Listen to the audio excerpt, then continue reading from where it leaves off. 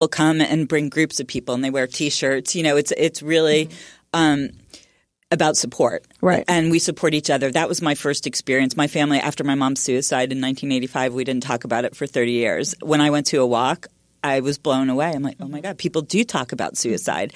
And it changed my life because I was able to open up finally.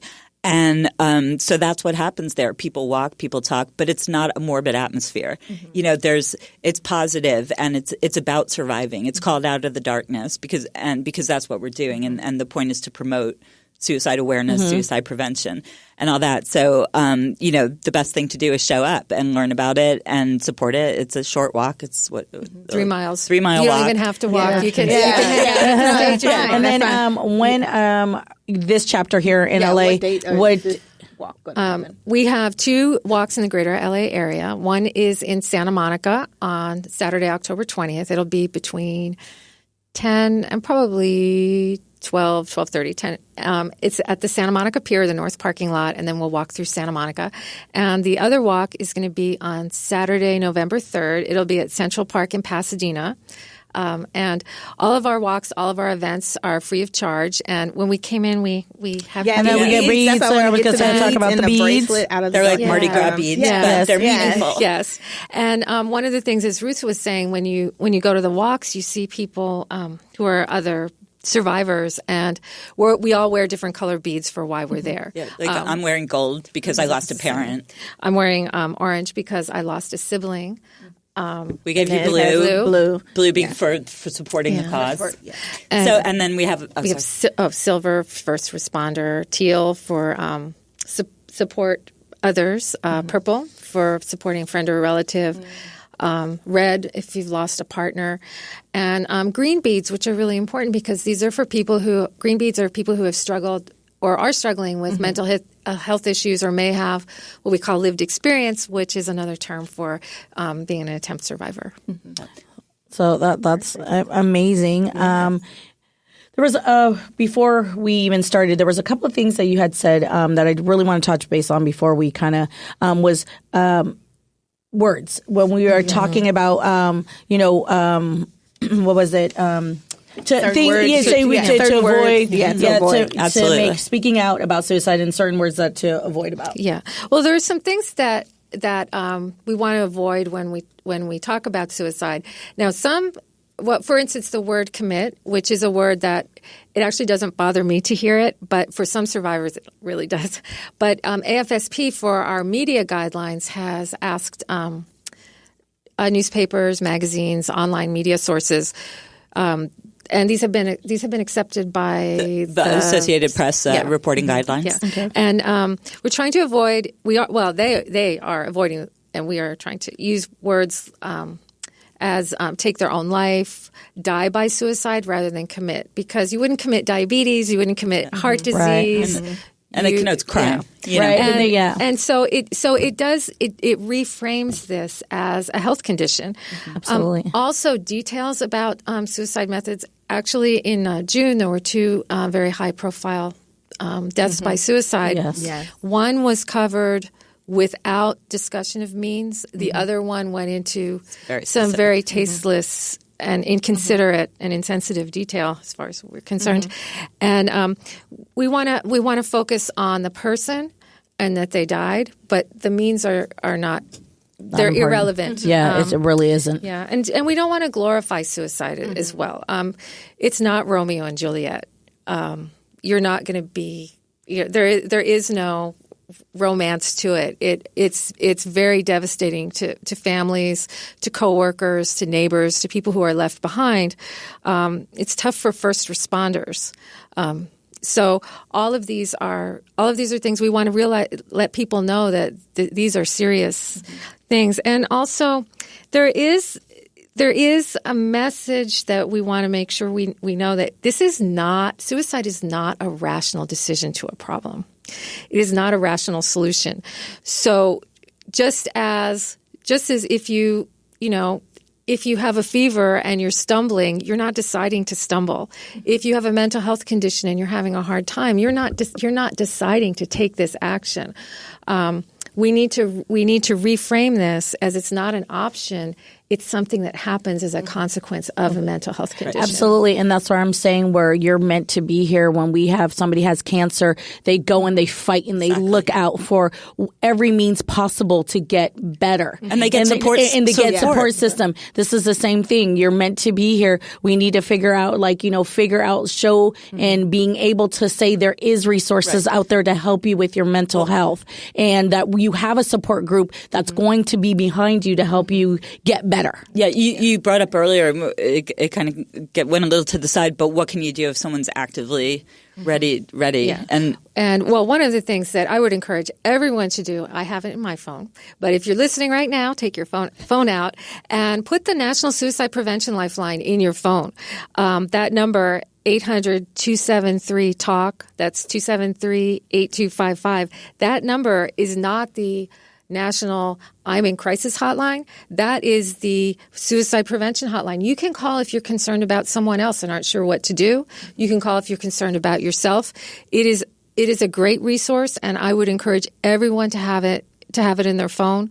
There's our text lines. There's crisis chat lines. If you are, I do have to say though, if you are absolutely concerned about somebody and think that they may take their own life at any time, do not leave that person alone and call 911. And the best thing you can do is separate them from lethal means. So if someone has a knife, don't fight them for it, but try and get them away from the situation where there's danger, and call 911 like she said. And the other thing is if someone may not be in imminent danger, but you feel like they may be having symptoms of, none of us is a medical professional unless you have degrees. I don't know. No. But if you trust your gut, if you feel like something is wrong, try to connect them to resources. Go online with them, find a mental health clinic. LA County Department of Mental Health has a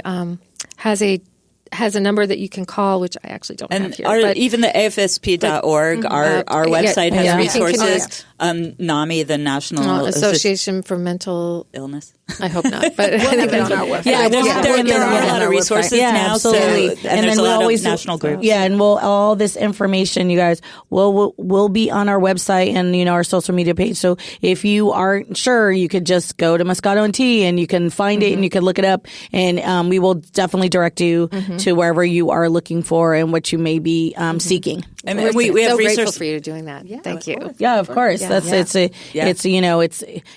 have to show love and support in the community of like we would somebody who has breast cancer, or say, hey, you're going to go. This is the same thing. Hey, we have this resource you might not know. You might just remember this and go, oh, they said it on their website. There's more ways to go ahead and find. And like I said, there's resources. I'm sorry. There's resources for people that are in crisis. There's resources for people that have tried and lived there, and there's people for resources that have had loss. So, there's resources for people that have had loss. So, look for what you need because it is out there. And awesome. I do want to read off the, like you were saying, there's resources for survivors of suicide loss. Solace, which is a support group, which is Support, Hope, Listen, Talk, Comfort, Heal, which is going to be it's Saturday afternoons from 2 to 3:30. So if you are a family member, survivor of someone who has committed suicide, you can always go to a support group and be surrounded by people, to help get you support. And all those support groups are listed on the AFSP.org website. Look for Find Support, put in your zip code or city, and you'll find the closest support group to you. That is amazing. And it helps, believe me. It really does. One thing that's interesting about survivors, being an educator myself, we have, we talk about prevention, intervention, and that's where with almost anything when we talk about any type of medical problem, learning problems, we talk about prevention and intervention. Prevention keeps something from happening. Intervention, when it happens. There's a unique term that's used only with suicide, and it's called postvention, and that's for after the crisis has passed. And really, postvention is helping to heal in the aftermath of a death by suicide, because it is, as you said, Ines, it is such a shocking and powerful and life-shaping experience. It has affected Ruth and I. It's affected probably a large group of people. I believe, I truly believe that there's more people who have been affected by this than what the numbers and what people are saying, because, it's hidden, it's quiet. To know that it is, hereditary. This is for people to realize that mental health is hereditary. Mm-hmm. Somebody, it might not be your mom or dad, but somebody along the line. Mm-hmm. We talk about how they do cancer testing. Hey, we can prevent this. Right. I think, like you said, if we start looking at it in such a different manner, and I, at least for myself and Chiquita in here at Moscato Tea, we just wanted to put a little bit out there and say, hey, let's try to change how we view and see suicide, because it is a mental health. This is not this is not a choice. And I think if people realize that people don't have a choice in this is their livelihood. This is who they are. The same way somebody who has cancer doesn't have a choice. It's the same thing. Absolutely. So, I'm super grateful that you ladies came out here to talk about this. I think we need to have more open dialogue and more open forum, and people talk about this more. This is the only way we can get things moving, and this is the only way we can make things better and change people's perspective, health, the insurance companies and all of these. And sorry to interrupt, but it also comes down to voting and looking at the people that you have in your government and your different local communities, because you want to have people in government in your local communities that are going to fight for what you need in your community and going to vote on things that are going to help, like mental health and issues and stuff like that. So we got to make sure you educate yourselves on who you have in government and what they're voting on. Absolutely. So, all of these lobbyists, all these people that are sitting out here talking about, insurance and whatever, make sure that we're getting all of these things covered. Mental health, mental health. It's just a big more, I think it's a lot bigger, but as long as we keep talking and we open dialogue, I think that's just a start. Yeah, we can talk about it like we talk about cancer. Exactly. Cancer. People used to whisper about cancer. People didn't talk about it. In 30 years now, it's a whole So that's what And if we could be a little part of that, by all means. Exactly. So with that said, thank you, ladies, so much. Thank you so very much. Thank you guys. So again, why don't you go ahead and let people know where they can find you as far as your website, all of that kind of social media, anything you may. The website is afsp.org, and I don't have the other ones memorized, but you can link to them through our website. And we are the Greater Los Angeles and Central Coast chapter. And if you go to the website, you want to look up our chapter. We don't actually have an office in the area. We're all volunteers. We have a director who works with us. The main office for our whole organization is in New York. I think, Ruth, you may have been there once. I've been there. It's lovely. I've been to New York, but never to the office. So we really are a volunteer-led organization, and all the work we do is done by volunteers. And come out to the events, come out to the walks, look us up online, connect with us. Absolutely. Support your community. And then again, we want to thank you both for being here. We really, truly appreciate you taking the time and us having an open discussion. And then again, everyone, you will find all their information on our website, and all our social media. Facebook, Twitter, Instagram, Pinterest, all that stuff. All that stuff. Everything on there, so you guys can contact them and just hit us up, send us your questions and concerns and everything, and we will get back to you. Yes, definitely. With the right people. Okay. Well, we want to thank the two of you for actually, you are being the voice. You're being the voice to bring us out of the darkness and help prevent suicide, because every conversation we have prevents suicide and helps someone get help. So thank you so much. Thank you. Thank you, ladies. Thank you. Bye-bye, guys. Till next time, guys. Thanks for listening. Take a little time to enjoy your brand of Moscato and Tea with us every day. Subscribe, rate, and follow us on Instagram, Twitter, Facebook, and MoscatoandTea.com.